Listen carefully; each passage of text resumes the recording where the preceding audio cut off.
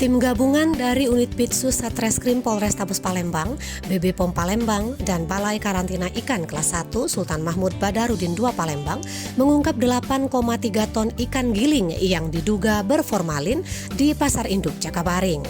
Kasus ini terungkap pada Selasa 27 April 2021 sekitar pukul 23.30 waktu Indonesia Barat.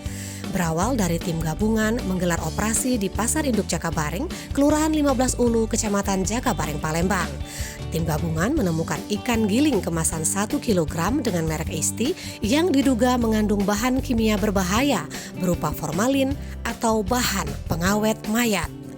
Kapolrestabes Palembang Kombes Pol Irfan Prawira Satyaputra didampingi Kasat Reskrim Kompol Tri Wahyudi pada Jumat malam di TKP Pasar Induk Jakabaring mengatakan pihaknya mengamankan 2 terduga tersangka yaitu inisial Z, agen ikan giling merek Isti, dan seorang tersangka dari CV CI pemilik ikan giling merek Isti.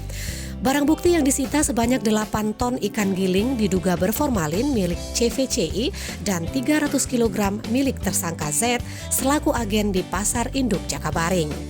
Atas perbuatannya, kedua tersangka dikenakan pasal 8 ayat 1, huruf A, G, dan I Undang-Undang Nomor 8 Tahun 1999 tentang Perlindungan Konsumen, pasal 136 dan atau pasal 141 Undang-Undang Nomor 18 Tahun 2012 tentang Pangan.